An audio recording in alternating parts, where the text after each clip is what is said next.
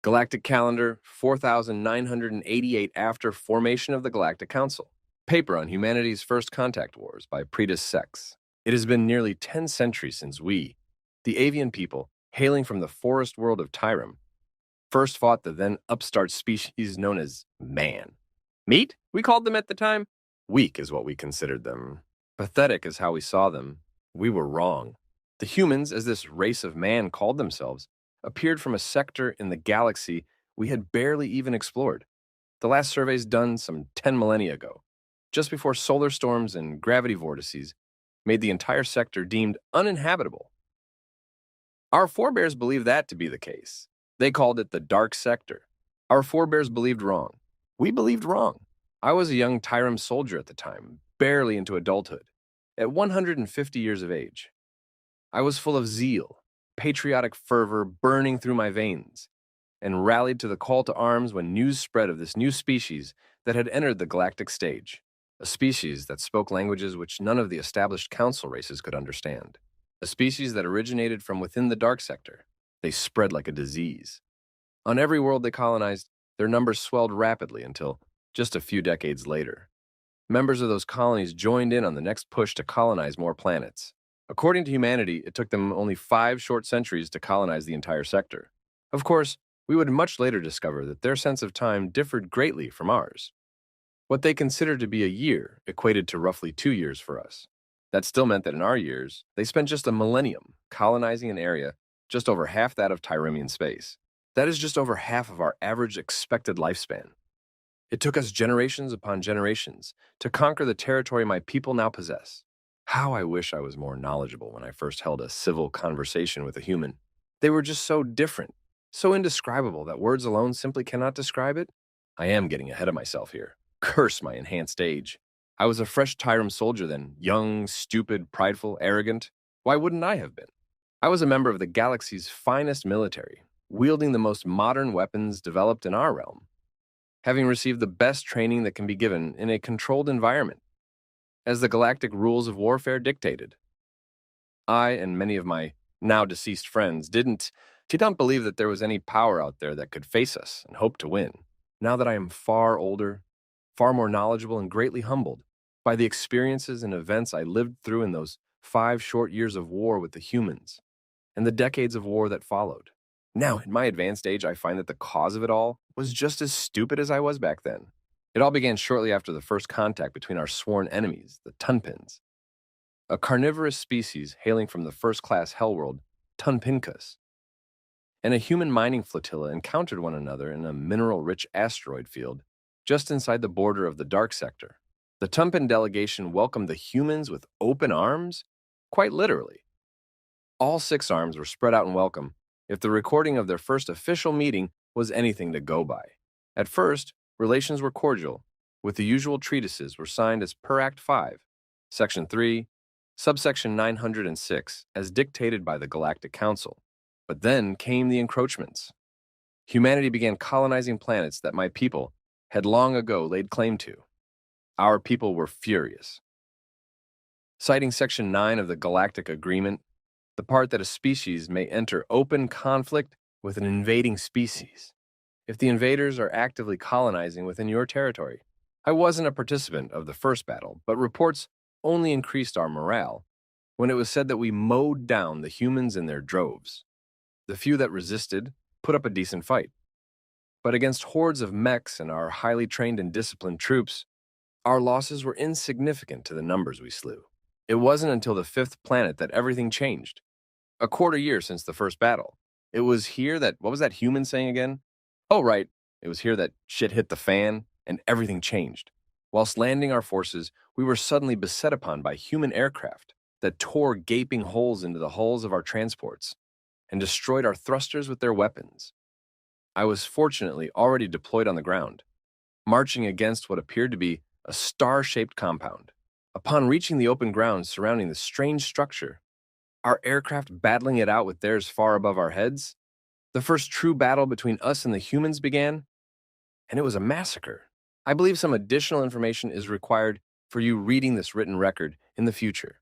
For all members of the Galactic Council at the time, war was always fought in controlled environments, so as to preserve as much of a planet's arable and livable environment for immediate use afterwards, as well as any exotic ecosystem that may exist there.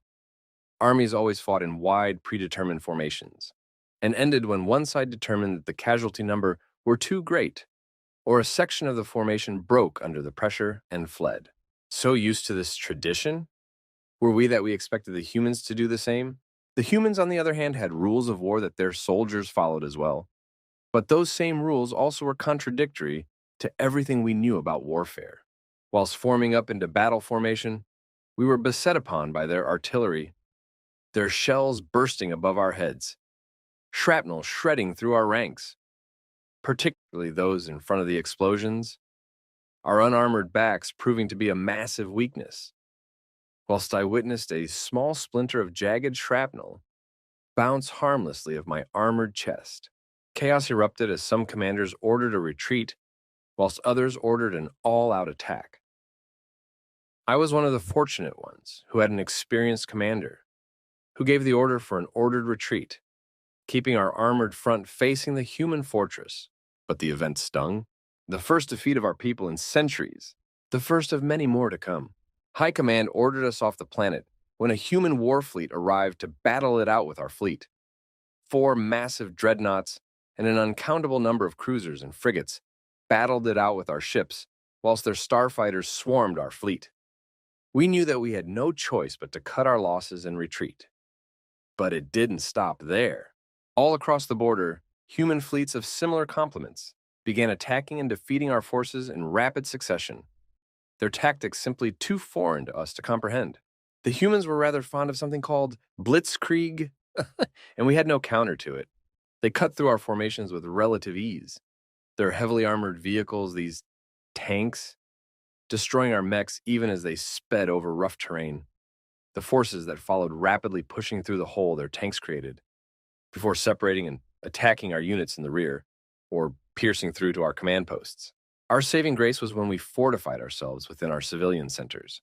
Something we realized very early on was something the humans were hesitant to attack. We believed that it was due to them recognizing the superior defenses we had constructed. We were partially correct. Eventually, they did attack our defenses, but only after we had evacuated most of, if not all of the civilian population. It never occurred to us that this was the reason why they didn't attack. I never thought that I would live to witness the day when I would come to curse the very equipment we were issued. Because whilst they were our greatest strengths over the humans turned that strength into our greatest weakness. Our armor, powerful from the front, left us vulnerable from the sides and rear. Why would we need armor there? The battle was always supposed to be in front of us. Never before since the establishment of the galactic rules of war 3 generations ago had there been a reason to armor our backs. Our weapons, designed for open, long-range engagements, were accurate to within 2 hand widths at 3 long lengths, about 7 kilometers as the humans would measure it. Condensed laser technology at its finest, useless in narrow areas where maneuverability became essential. Our training of standing in formation, firing in formation, and advancing in formation, whilst a solid and sound tactic on a holopad, useless against human rules of war defying warfare. The humans' weapons had a far shorter range than ours, but I can confirm from personal experience, getting shot hurts. The first bullet shattered the armor on my right wing arm. The next one punctured through my feathers and skin of the same limb, emerging out the other side with a spray of my blood, whilst I was sent spinning out of sight. The soldier on my left falling victim to the rest of the bullet barrage. Added to the much shorter nature of their weapons, they could maneuver through the narrow alleyways much more easily than us, flanking us more often than not. And when we thought we had them cornered, they simply threw their horrifying flashbangs or grenades at us, either stunning us or throwing us to the ground from the resulting explosion, if not turning those closest to those horrifying devices into separate body parts. And whilst their infantry was attacking us from behind, their horrifying tanks rolled into view in front of our barricades, bellowing from loudspeakers that we should lay down our weapons and surrender, saying that we would not be harmed. My morale is shattered as my aforementioned wing arm, to which to this day I still bear the scar from when the second of their bullets tore through my flesh. I didn't have the strength in me to continue fighting. I expected a slow and painful death around a fire, watching my flesh be consumed by these invaders, a practice known to employed by the Tunpins. What I instead experienced was one of their medics appear alongside several of ours that had surrendered in earlier engagements, and began tending to my injuries and those of the others who had also surrendered. I was laid on a stretcher and carried out of the city to a white tent with a big red cross painted on it. I would later learn that this was one of their most protected and near sacred sites, a place of healing of all things amongst a group of individuals dedicated to seemingly kill anything that looks dangerous. Fortunately, amongst my fellow prisoners were numerous individuals from my people's healing caste who were drafted to aid in healing our injuries. When asked why, the primary answer was, "We humans don't have a second pair of arms connected to massive foldable wings. We have no idea where to even start operations here. We are not butchers after all. If they can help us save lives, then they can help us." I spent about half a year as a prisoner of war. It felt like a long vacation. Most of my needs were accounted for. I got daily exercise. I was fed decent food 3 times a day. I underwent regular medical checkups. I was allowed to decorate the prison cell I was held in alongside 3 other so-called POWs. Apart from the fact that we were in a prison, we felt more comfortable than in one of our army barracks. Someone really needed to teach these humans that prisons are supposed to be hell, because this wasn't that. My one cellmate actually stated that the cell was more comfortable than his home. 4 years after the beginning of the war, 2 years since the battle where I was captured and later released to help with the rebuilding effort, our leaders were contacted by the human leadership about ending the war. To this very day, I still don't know why, but the negotiations dragged on for only 1 of our years, a remarkably short time for us to negotiate peace if historical records are anything to go by. In the end, the humans agreed to some very favorable terms in our favor. In return for the release of all prisoners, both ours and theirs, the humans have agreed to remove their presence from our territories, a treaty where both sides provide aid to the affected planets, civilian population, and lastly, both people signed a pact of non-aggression to last for the next human century. I did not know it at the time, but this was just the start to what was to come. Paper on the 12th Tunpin Crusade, 5th Tyram Tunpin War, by Pretas Zex, following our catastrophic defeat at the hands of the humans, who officially introduced themselves to the galactic community as the Alliance of the 13 Terran Systems and 38 Colonies, or simply as the Terran Alliance, as they preferred to call themselves when not in official or formal meetings. It was concluded that the Tyremian military was no longer the strongest military force in the galaxy. Allow me to give some additional context here. Militaries within the galactic community at that time were scored on several attributes, chiefly amongst them the number of troops, mechs, and machines of war the race could wield, the strength of the weaponry as compared to the race's contemporaries, the number of military victories in simulated battles that were held on a regular basis, the capabilities of our armor to maintain its integrity to our contemporaries, weapons. Additionally, the militaries were given separate scores for their ground forces and their star fleets. Together, the points accumulated to give us a score out of 600. And for several centuries at that time, the Tyremian military had the highest score amongst all the galactic people. The Tunpins came a close second, having been surpassed by us after a decisive battle during the 4th Tyram Tunpin War, nearly a millennium ago. At the time of the conclusion of humanity's first contact war, we had dropped down to the 5th strongest as we lost nearly half mechs and soldiers. I was released and allowed to return home, a much humbled individual. My younger sister commented that it was as if I had undergone a metamorphosis in personality, where before I was brash, now I was thoughtful, where before I would act aggressively, now I was diplomatic, where before I was eager for action, now I was patient, where I once was filled with patriotic fire, now those flames had dimmed, where once I greeted my friends on a daily basis, now I pay my respect at their graves. I spent all about 2 years with my family, teaching at the local school, retelling my admittedly short time fighting with, and later my imprisonment by the humans in the Terran Alliance. Then the news spread.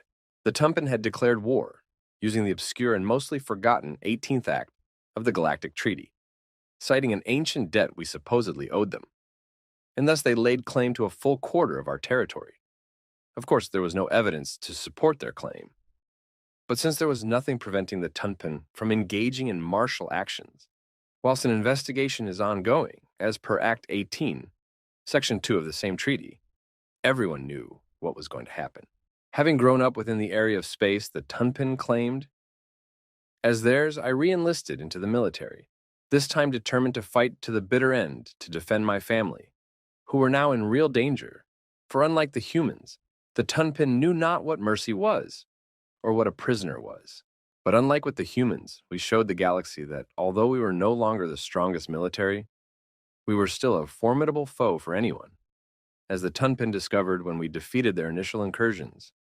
But alas, their superior numbers eventually wore us down, and we had to fall back, only to repeat this at the next system. Repeatedly, we beseeched the Galactic Council and the Galactic community for aid. But as per Section 3 of the 18th Act, the Galactic Council was barred from aiding us, though they could aid the Tunpins, and the Galactic community at large feared the Tunpins, and thus were hesitant to aid us. Thus we were alone to face our eventual doom at the hands of the vile and traitorous Tunpin, alone to witness the end of our civilization. Unless one of us did something unthinkable. It was during the 5th year of the war that I approached the Tyrum leaders with an idea that just a few months ago would have been considered heretical and would have guaranteed my execution. But by then the situation was dire. I was promoted to be a captain of one of our frigates by then, so I had the means to achieve what I had planned. But even I knew that there was a high likelihood that my mission would end in failure. After all, why would the Terran Alliance come to our aid in our time of strife? The same Terran Alliance with which, just 7 years ago, we had been locked in combat with.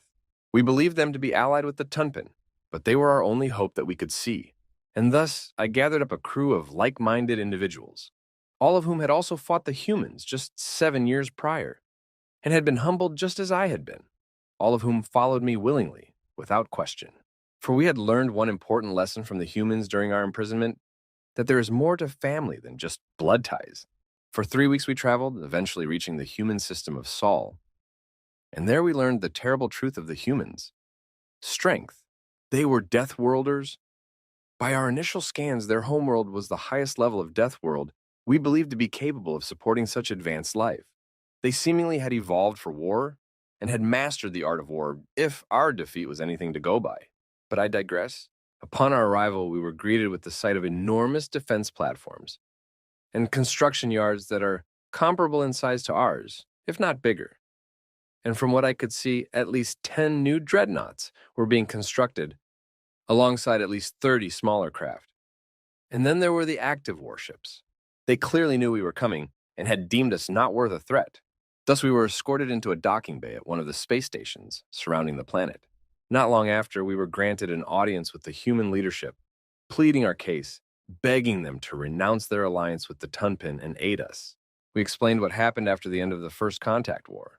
We explained that we were abandoned by the Galactic community. We explained what the Tunpin had done, their war crimes, as the humans called it. And all the time, the human leaders were silent, listening to us. After finishing our plea, we just stood there for a moment, fearing the worst. Then, one of the humans, a woman with graying hair, spoke up. It seems as though we had been lied to? She spoke in an even, neutral voice, though I caught a hint of anger as well. Several of her fellow leaders agreed with her words, using grunts or comments of affirmation. I believed that they hadn't believed us. I could already see the end of our people flashing before my eyes. Until another human spoke up, speaking words that gave me hope. Indeed, this proves that those lying Tunpin fed us lies and used us for their own greed and benefit. I turned towards the old man, hope shining in my eyes. I was further surprised that our entire interaction had been broadcast across Terran space, and I was surprised at the response we received. We came seeking aid from the humans. We got more than we bargained for. We spent a few weeks in the system learning more about the humans, and I was honestly starting to feel bad for the Tunpin, because again, we got more than we bargained for. We learned that humanity, whilst having a history of excessive conflict, almost all of which was in uncontrolled environments, when threatened by an outside threat, they united to form a truly formidable force. We learned that humanity had a moral code far stricter, yet malleable at the same time, than any found within the galactic community. We learned that humans collectively dislike many things, but they learned to live with those things, chief amongst those things being taxes. Having the concept explained to me, I couldn't help but agree. Our economy had a similar system in place, but nowhere near as convoluted or irregular as the humans' system. But there are also a few things they hate with a passion. And one of those is being lied to. Those planets they had colonized that led to the war between our people and theirs? Turns out, the Tumpan had told them that those planets and several systems nearby to them were unclaimed and outside of the galactic community's influence. And humans? I don't know what it is about them, but most of them seem to have a tendency to repay their debts. For some reason, they felt as though they owe us for being tricked into taking actions that actively lead to a war, one which they won with ease. So why would they feel indebted to us? I would later find out that many humans felt responsible for the situation my people had found themselves in because of them, because at the time they didn't know better. For whilst I do not remember what I had hoped to bring back with me from my excursion into human territory, but leading a war fleet consisting of its some 20 dreadnoughts, 80 heavy and light cruisers, over 100 frigates, and an equal number of transports, that was most definitely not what I was expecting. And this was just the fleet that the humans' Sol system gave us. There were 12 other systems out there, mobilizing their fleets as well. My frigate arrived out of FTL above my home planet, where one of our demoralized fleets was preparing to make one more stand destined to fail. Upon recognizing my ship's IFF, I was asked if my mission was as much of a failure as many believed it to have been. I can clearly remember the smirk I had on my face as I proudly announced that my mission was a success, stating, "The humans taught me a little saying. It goes, 'Say hello to my little friends.'" I may or may not have understood the true meaning behind it, but the effect was no less spectacular. In the lull that followed, the human fleet arrived. I could hear the cries of shock and fear from the background officers as 7-year-old trauma reared its ugly feathers once more. I immediately tried to calm them when the human admiral sent out a broadcast to all Tyramian ships as well as our people still on the planet below, explaining that this time they were here to help. Just then, a Tunpan fleet arrived out of FTL. And this time, the galaxy at large, thanks to their spectator drones on the fringes of the system, witnessed the horror that was fighting humans. They struck the Tumpan fleet before it could get into formation. The human dreadnoughts, utilizing their powerful cannons to wreak havoc amongst the Tunpan. I never thought I would live to see the day when I felt pity for those accursed creatures. But I did that day. Something I forgot to mention about the human dreadnoughts. Humans love their weapons and pack most of their ships with as many of them as they could fit. Therefore, their dreadnoughts held more cannons than any 2 or 3 of our dreadnoughts combined. I swear, humans are as difficult to understand back then as they are now. Anyway, with help from the Terran Alliance, we managed to reclaim all the territory we lost in the previous 5 years within a single year, mainly thanks to the unconventional tactics of the human soldiers, tactics that my people were becoming very fond of because of how effective they were. Tactics that they taught us as we continued our reclamation. Everything we thought we knew about warfare was put into question as the humans taught us the art of war as they rewrote the galactic rules of war. A year after they arrived to our aid, and the humans suddenly bid us farewell and began an invasion of Tunpan space with 6 war fleets. The rest of the human fleets staying on our border with the Tunpan in case of a flanking maneuver. A campaign that lasted for a short 3 years followed, resulting in widespread destruction to the Tunpan's economy across their territory. In just 11 years, roughly 5.5 years for the humans, I remind you, humanity has brought the 2 strongest military forces to their knees with apparent ease. And this caused what the humans called a domino effect within the galaxy. What followed was a complete collapse in the balance of power in the galactic community, as races who were oppressed by many of the more powerful species erupted in open conflict, vying for independence.